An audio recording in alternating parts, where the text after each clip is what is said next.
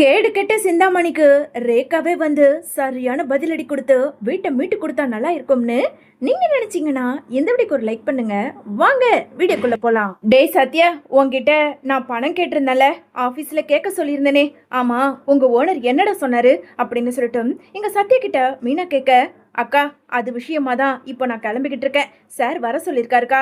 அதனால அவரோட வீட்டுக்கு போய் இன்னும் கொஞ்ச நேரத்துல பணம் கிடைக்குமா இல்ல வேற ஏதாவது சொல்றாரான்னு கேட்டுட்டு வந்து சொல்றேன் அப்படின்னு சொல்லிட்டு சத்யா ரேகாவோட அப்பா வீட்டுக்கு போக, அதே சமயம் ரேகா அப்பா வீட்டுல இருந்த சிந்தாமணியுமே, இங்க பாருங்க, நான் சொல்ற மாதிரி நீங்க அந்த 10 லட்ச ரூபாவை எடுத்து அந்த சத்யா கிட்ட கொடுங்க, எனக்கும் இது சரிதானு படுது அப்படின்னு சொல்லிட்டு இங்க சிந்தாமணி சொல்ல, என்ன சொல்ற சிந்தாமணி, 10 லட்ச ரூபாவை எடுத்து அவன் கிட்ட கொடுக்குவா? அவன் யாருன்னு தெரியும்ல, நம்ம பொண்ணு அவன் காதலிக்கிறான், நம்ம பொண்ணுகிட்ட இருந்து அவனை பிரிக்கலான்னு சொல்லி திட்டம் சொல்றேன்னு சொல்லிட்டு இப்போ என்னமோ 10 லட்ச ரூபாவை எடுத்து அவன்கிட்ட கொடுக்க சொல்ற. ஐயோ, நான் சொல்றது நீங்க புரிஞ்சுக்க மாட்டேங்கிறீங்களே. அந்த விஜயாவோட வீடே என்கிட்ட தாங்க இருக்கு. என்கிட்ட பணத்தை கொடுத்துதான் அந்த வீட்டை மீட்டு எடுக்கிறதுக்கு மீனா நிறைய போராடிக்கிட்டு இருக்கா. அதனாலதான் பணத்தை கொடுத்தா அந்த மீனா வீட்டை மீட்டு எடுத்துருவா. அதுக்கு அவளுக்கு தேவை பணம். அதனால இந்த சத்யா மூலயமா அவ பணத்தை கேட்டிருக்கா. இப்போ அந்த சத்யாவோட குடுமி நம்ம கிட்ட. அதனால நீங்க அந்த 10 லட்ச ரூபாவை கொடுத்து என் பொண்ணு பக்கமே வராதன்னு சொல்லி அவன் கிட்ட எழுதி வாங்கிடுங்க அப்படின்னு சொல்லிட்டு இங்க சிந்தாமணி ஒரு திட்டத்தை சொல்ல, என்ன சொல்ற சிந்தாமணி, அப்போ அந்த விஜயா வீடு உனக்கு கிடைக்காம போயிடுமே? ஐயோ, எனக்கு வீட்டை விட நம்ம பொண்ணோட வாழ்க்கை தாங்க முக்கியம். ஏற்கனவே அந்த விஜயா அந்த வீட்டை எங்க நான் வாங்கிட போறேன்னு முன்னாடியே தெரிஞ்சுக்கிட்டு அவ என்ன தெரியுமா எனக்கு சாபம் விட்டா, உன் பொண்ணு எவனாவது பிச்சைக்காரனை பார்த்து தான் இழுத்துக்கிட்டு போவான்னு என்னை பார்த்து நேருக்கு நேர் சவால் விட்டுட்டு போறான் அந்த விஜயா. அதனால அப்படியெல்லாம் நடக்கக்கூடாதுங்க. அந்த சாபம் பழிக்க விடாம நம்ம பொண்ணை ஒரு நல்ல இடத்துல கல்யாணம் பண்ணி கொடுக்கணும்னா எனக்கு அந்த வீட்டை விட எனக்கு என் பொண்ணு ரேகாவோட வாழ்க்கை தான் முக்கியம். சரி, அங்க யாரோ கதவை தட்டுற மாதிரி இருக்கு. அந்த சத்யா தான் நினைக்கிறேன். இந்தாங்க, இந்த அக்ரிமெண்ட்டை உங்க கையில வச்சுக்கிட்டு பணத்தை கொடுத்து எப்படியாவது இதுல அவன் கைப்பட எழுதி கையெழுத்த வாங்குங்க. சரியா? நான் அப்படிப்போ அந்த ரூம்ல ஒளிஞ்சுக்கிறேன் அப்படின்னு சொல்லிட்டு சிந்தாமணியோ அங்க ரூமுக்குள்ள போய் ஒளிய, அதே நேரம் சத்யாவோ இங்க வீட்டுக்குள்ள வந்ததும் இங்க ரேகாவோட அப்பா அங்க சத்யாவை கூப்பிட்டு, வாப்பா சத்யா, உன்னதான் எதிர்பார்த்துக்கிட்டு இருந்தேன். சார், நான் கேட்டிருந்த பணம், நீ 10 லட்ச ரூபாய் கேட்டிருந்தல, உனக்கு நான் 15 லட்ச ரூபாய் பணம் தரேன். ஆனா அதுக்கு முன்னாடி இதுல இருக்க அக்ரிமெண்ட்ல நீ கையெழுத்து போடணும். சார், என்ன சார் சொல்றீங்க? இந்த அக்ரிமெண்ட்ல அப்படி என்ன இருக்கு? நான் எதுக்காக கையெழுத்து போடணும்? நீ படிச்சிருக்கல சத்யா, நீ ஏன் இந்த அக்ரிமெண்ட்டை படிச்சு பாரு அப்படின்னு சொல்லிட்டு அங்க சத்யா கிட்ட அந்த அக்ரிமெண்ட்டை கொடுக்க, இங்க சத்யாவோ அந்த அக்ரிமெண்ட்டை வாங்கி படிச்சு பார்த்துட்டு அப்படியே அதிர்ச்சி ஆகுறாரு. சார், உங்க பொண்ணு ரேகாவை, ஆமா, நீ என் பொண்ணு ரேகாவை காதலிக்கிறங்கிற விஷயம் எனக்கு தெரியும். நான் என் பொண்ணு பெங்களூருக்கு அனுப்புனது வேலைக்காக இல்லை, உன்னையும் ரேகாவையும் பிரிக்கிறதுக்காக தான் அவளை நான் பெங்களூருக்கு அனுப்பியிருக்கேன். நீ யாருன்னு உனக்கு தெரியும்ல, நீ என்கிட்ட வேலை செய்யற. ஆஃப்டர் ஆல் ஒரு வேலைக்கார. உனக்கு போய் என் பொண்ணை கல்யாணம் பண்ணி வைக்க முடியுமா? இப்போ உனக்கு தேவை 10 லட்ச ரூபாய். மேற்கொண்டு 5 லட்ச ரூபாய் போட்டு 15 லட்ச ரூபாய் பணம் தரேன். நீ திரும்ப கூட எனக்கு தர வேண்டாம். ஆனா அதுக்கு பதிலா உன்னோட காதலை என் பொண்ணுக்காக நீ விட்டு கொடுக்கணும் அப்படின்னு ரேகாவோட அப்பா சொல்ல, ஏற்கனவே எங்க சத்யாவோ அங்க மீனாவும் மாமாவும் ரொம்ப கஷ்டப்பட்டுக்கிட்டு இருக்காங்க. பத்தாவதுக்கு மாமா காரு வண்டின்னு எல்லாத்தையும் விற்க போறாரு. இது எல்லாத்துக்கும் காரணம் பணம் தான். அதனால இந்த பணத்தை வாங்கிக்கிட்டு நாம நினைச்ச மாதிரி எப்படியாவது இந்த பணத்தை கொடுத்து நாம ரேகாவை வேண்டான்னு சொல்லிடலாம் அப்படின்னு சொல்லிட்டு தன்னோட மனசுக்குள்ள ஒரு முடிவு எடுத்துக்கிட்டு அங்க ரேகா அப்பா கொடுத்த அந்த அக்ரிமெண்ட்லயும் கையெழுத்து போட்டு அந்த 15 லட்ச ரூபாயையும் இங்க சத்யா வாங்கிடுறாரு. சத்யா, பணத்தை வாங்கிட்டு அக்ரிமெண்ட்ல கையெழுத்து போட்டிருக்க. நாளை பின்ன ஏதாவது பிரச்சனை பண்ண என் பொண்ணு கூட சுத்தனன்னு வச்சுக்கோ, அதுக்கப்புறம் பணக்கார திமிர நான் காட்டுற மாதிரி ஆகிடும். இந்த பணத்தை எடுத்துக்கிட்டு நீ கிளம்பு அப்படின்னு சொல்லிட்டு இங்க ரேகா அப்பா சொல்ல, அங்க சத்யாவோ ரொம்ப மனசு வருத்தப்பட்டுக்கிட்டே அங்க ரேகாவை மனசுக்குள்ள நினைச்சுக்கிட்டு அந்த இடத்த விட்டு கிளம்புறாரு.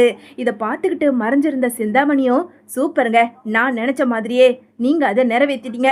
இனிமே அந்த சத்யா ரேகா பின்னாடி வர முடியாது. ஏன்னா என்கிட்ட தான் இந்த அக்ரிமெண்ட் இருக்குல்ல, அந்த அக்ரிமெண்ட்டை என்கிட்ட கொடுங்க அப்படின்னு சொல்லிட்டு அந்த அக்ரிமெண்ட்டையும் இங்க சிந்தாமணி வாங்கிடுறாங்க. இன்னொரு பக்கம் சந்திராவோட வீட்டுல இருந்த முத்துவோ அங்க மீனா கிட்ட, மீனா, என்னால முடிஞ்ச வரைக்கும் அந்த வண்டிங்களெல்லாம் விற்க ஏற்பாடு பண்ணிட்டேன். என்ன 1 லட்ச ரூபாய் 2 லட்ச ரூபாய் கம்மியா வருது, அதுதான் என்ன பண்றதுன்னு தெரியல அப்படின்னு சொல்லிட்டு முத்து பேசிக்கிட்டு இருக்க. அதே நேரம் இங்க சத்யா, மாமா, நீங்க வண்டியெல்லாம் விற்க வேணாம், டேய் சத்யா, என்னடா சொல்ற, வாடா உள்ள அப்படின்னு சொல்லிட்டு முத்து கூப்பிட, அக்கா இந்தாக்கா, நான் என் ஓனர்கிட்ட பணம் கேட்டிருந்தேன்னு சொன்னேன்ல, 10 லட்ச ரூபாய்க்கு மேலவே 5 லட்ச ரூபாய் கொடுத்துருக்காரு. இந்த பணத்தை வச்சு உன்னோட வீட்டை நீ மீட்டு எடுத்துக்கக்கா அப்படின்னு சொல்லிட்டு சத்யா அந்த பணப்பெட்டியை கொடுக்க, இதை வாங்கி இங்க மீனாக்கு ரொம்ப சந்தோஷமாகுது. டே சத்யா, எப்படிடா இவ்வளவு பணம் உனக்கு கொடுத்தாரு அவரு அப்படின்னு சொல்லிட்டு இங்க மீனா கேட்க, அக்கா அதெல்லாம் நான் அப்புறமா சொல்றேன், நாளைக்கு கோர்ட்ல கேஸ் இருக்குல்ல, இந்த பணத்தை கொடுத்து எப்படியாவது வீட்டை மீட்டெடு அப்படின்னு சொல்லிட்டு இங்க சத்யா பேச, உடனே அங்க இருந்த முத்துவோ விஜயாவை பார்த்து, ஆமா சத்யா ஒரு திருடன், சத்யா ஒரு பொறுக்கி, அவன் விளங்கவே மாட்டான், உருப்படவே மாட்டான்னு எவ்வளவு சாபம் விட்டீங்க, கடைசியில உங்களோட வீட்டை மீட்டு கொடுக்க போறதே சத்யா தான், அவனுக்கு நீங்க நன்றி கடன் தான் சொல்லணும் அப்படின்னு சொல்லிட்டு அங்க இருந்த முத்து சொல்ல, விஜயாவோ அங்க சத்யாவை பார்த்து, ரொம்ப தேங்க்ஸ், இந்த பணத்தை எப்படியும் கொஞ்ச நாள்ல முத்துவும் மீனாவும் உனக்கு கொடுத்துருவாங்க அப்படின்னு இங்க விஜயாவோ அங்க சொல்லிடுறாங்க. மறுநாள் எப்பவும் போல கோர்ட்டுலயும் கேஸ் நடக்க, அதே சமயம் இந்த பணத்தையும் அங்க கோர்ட்டுல கட்டி அந்த வீட்டையும் மீட்டு கொடுத்து முத்து, மீனா, விஜயா, அண்ணாமலைன்னு எல்லாருமே கிளம்பி அங்க வீட்டுக்குமே போயிடுறாங்க. இப்படியே நாட்கள் போக போக அதே சமயம் பெங்களூர்ல இருந்து வந்த ரேகாவோ அங்க சத்யா கிட்ட பேசுறதுக்காக என்னதான் கால் பண்ணாலும் சத்யாவோ கால் அட்டன் பண்ணாதது நினைச்சு இங்க ரேகா ரொம்ப கோவப்பட்டு என்னதான் சத்யாவை மீட் பண்ண பார்த்தாலும் ரேகாவால மீட் பண்ண முடியாத நினைச்சு ரொம்ப கோவத்தோடவே ஷெட்ல இருந்த அங்க முத்துவை பாக்குறதுக்காக ரேகாவுமே போறாங்க. வந்த ரேகாவை பார்த்ததும் இங்க முத்து இருந்துகிட்டு, அட நம்ம ரேகா, வா ரேகா, ஆமா பெங்களூர்ல வேலையெல்லாம் எப்படி போச்சு, என்னைக்கு வந்த அப்படின்னு சொல்லிட்டு இங்க முத்து கேட்க, முத்து நான் வந்து கிட்டத்தட்ட 1 வீக் ஆச்சு, ஆனா இப்போ வரைக்கும் என்னால சத்யாவை பார்க்கவே முடியல, கால் பண்ணாலும் கால் அட்டன் பண்ண மாட்டேங்கிறான், நேர்ல பார்க்கலான்னு சொன்னாலும் என்ன நேர்ல வந்து பார்க்க மாட்டேங்கிறான், நான் எப்படி அவனை காண்டாக்ட் பண்ண முடியும், என்னாச்சு சத்யாவுக்கு, நான் தான் சொன்னல சத்யாவை நீங்க பார்த்துக்கோங்க, நீங்க தான் எப்படியாவது காதலை வீட்டில் பேசி அக்செப்ட் பண்ண வைக்கணும்னு நான் சொல்லிட்டு போனேனே, என்ன ஆச்சு சத்யாவுக்கு அப்படின்னு சொல்லிட்டு ரொம்ப பதட்டத்தோட அங்க இருந்த ரேகாவோ முத்துவை பார்த்து கேட்க, ரேகா ரேகா, இப்போ எதுக்காக இவ்வளவு டென்ஷன் ஆகுற, சத்யா நல்லா தான் இருக்கான், ஆனா ஏன் உன் கால் அட்டன் பண்ண மாட்டேங்கிறான் தான் எனக்கு ஒண்ணுமே புரியல, ஒரு நிமிஷம் இரு, நானே சத்யாவுக்கு கால் பண்ணி இப்போ இங்க வர சொல்றேன் அப்படின்னு சொல்லிட்டு அங்க முத்துவோ சத்யாவுக்கு ஃபோன் பண்ணி, டேய் சத்யா எங்கடா இருக்க, அதுவா மாமா, இப்போதான் வேலையை முடிச்சுட்டு வீட்டுக்கு கிளம்புறேன், சரி நீ வீட்டுக்கு போக வேண்டாம், நேரா ஷெட்டுக்கு வா அப்படின்னு சொல்லிட்டு இங்க சத்யா கிட்ட முத்து சொல்ல, சத்யாவுமே நேரா ஷெட்டுக்கு வர, அங்க வந்து சத்யாவை பார்த்ததும் இங்க ரேகா ரொம்ப கோவத்தோட, சத்யா உன் மனசுல நீ என்ன நினைச்சுக்கிட்டு இருக்க, எத்தனை தடவை உனக்கு கால் பண்றேன், உன்னை பார்க்கணும்னு சொன்னாலும் வர மாட்டேங்கிற, என்னாச்சு உனக்கு, மாமா நீங்க தானே என்ன வர சொன்னீங்க, எதுக்காக என்ன வர சொன்னீங்க அப்படின்னு சொல்லிட்டு இங்க சத்யா கேட்க, வந்த கோவத்துக்கு முத்துவோ அங்க சத்யாவோட கண்ணத்துல ஓங்கி ஒரு அறை கொடுக்குறாரு.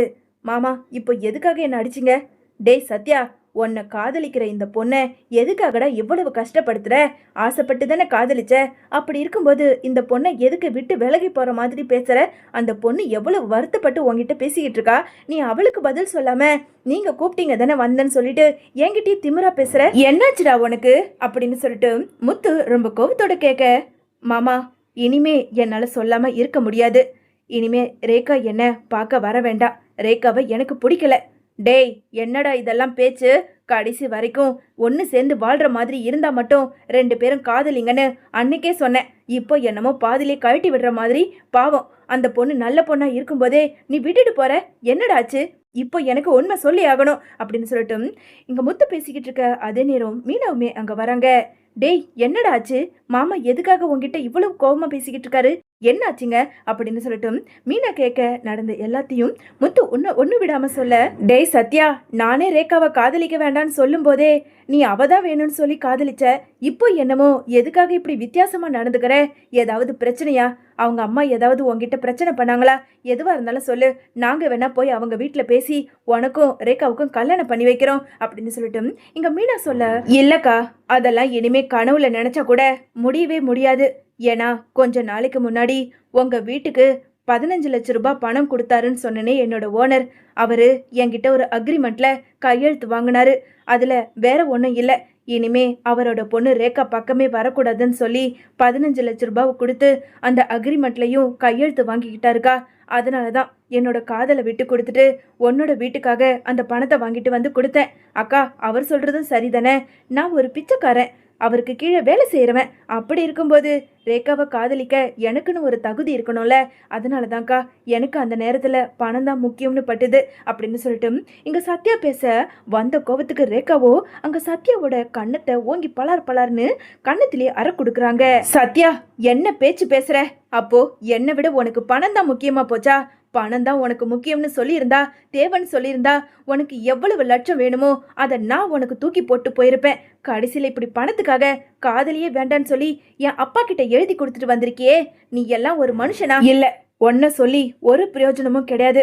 முதல்ல என் அப்பாவையும் என் அம்மாவையும் நல்லா 4 கேள்வி கேட்டதான் எனக்கு மனசு திருப்தியா இருக்கும். சத்யா, என் அம்மாவும் அப்பாவும் திட்டம் போட்டுதான் உன்னை என்கிட்ட இருந்து பிரிக்கணுங்கிறதுக்காக பணத்தை வச்சு உன்னை இப்படி மெயின்டைன் பண்ணியிருக்காங்க. இல்ல, நீ கிளம்புவ, என் கூட வா அப்படின்னு சொல்லிட்டு இங்க சத்யாவை ரொம்ப கோபத்தோட அங்க ரேகாவோ நேரா சிந்தாமணியோட வீட்டுக்கு அழைச்சிக்கிட்டு போறாங்க. என்னங்க, அந்த பொண்ணு வேற ரொம்ப கோவத்தோட போகுது, நாமளும் போலாம் வாங்க அப்படின்னு சொல்லிட்டு இங்க முத்துவும் மீனாவும் பின்னாடியே கிளம்பி போக, அதே சமயம் ரொம்ப கோவத்தோட வந்த அங்க ரேகாவை பார்த்ததும், என்ன கண்ணு இவ்வளவு கோவமா வர? என்ன டாட், நீங்களும் அம்மா கூட தான் இருக்கீங்களா? உங்ககிட்ட பேசுறதுக்கு தான் இப்போ நான் சத்யாவை கூப்பிட்டுக்கிட்டு வந்திருக்கேன். ஆமா, எத்தனை லட்சம் கொடுத்து என் காதல விலை பேசுனீங்க? 15 லட்சம், அப்படி தானே? இந்தாங்க உங்க பணம் 15 லட்சம் ரூபாய். இந்த கேவலமான பணத்துக்காக தானே என் காதலியை விலை பேசி இப்படி சத்யாவை என்கிட்ட இருந்து பிரிக்க பார்த்திருக்கீங்க. இப்படி பண்றதுக்கு உங்களுக்கு வெக்கமா இல்லையா? அப்படின்னு சொல்லிட்டு சிந்தாமணியையும் ரேகாவோட அப்பாவையும் நல்லா வெளுத்துவாங்க. வந்த கோவத்துக்கு சிந்தாமணியும், ஏய் ரேகா, உனக்கு எல்லா உண்மையும் தெரிஞ்சிடுச்சா? ஆமாண்டி, நாங்க அக்ரிமெண்ட் வாங்கி தான் பணத்தை கொடுத்தோம், வேற வழி? அப்பதானே இவன் உன்னை விட்டுட்டு போவான். உன்னோட வாழ்க்கை நல்லபடியா இருக்கணும்னா இந்த வேலைக்காரனை விட்டு ஒதுங்கிடு, உனக்கு ஒரு நல்ல மாப்பிள்ளைய பார்த்து நாங்க கல்யாணம் பண்ணி வைக்கிறோம் அப்படின்னு சொல்லிட்டு சிந்தாமணி பேச, அடைச்ச வாய மூடு, இப்படி ஊருக்கெல்லாம் வட்டி கொடுத்து அடுத்தவங்க வயிற்றுல அடிச்சுக்கிட்டு அந்த பணத்துல வாழ்ந்துகிட்டு இருக்கே, உனக்கே வெக்கம் இல்லாத போது சொந்தமா உழைச்சி சொந்த காசுல வாழணும்னு நினைக்கிற சத்யாவை கல்யாணம் பண்ணிக்கிறதுல எந்த தப்பும் கிடையாது. ஒழுங்கா இந்த பணத்தை வாங்கிக்கிட்டு என்னோட வாழ்க்கையில இருந்து நீ ஒதுங்கிடு.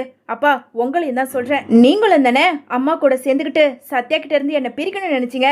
இனி எனக்கு அம்மாவும் இல்ல அப்பாவும் இல்ல. இப்படி கேவலமா நடந்துக்கினவங்க எனக்கு தேவையே இல்ல.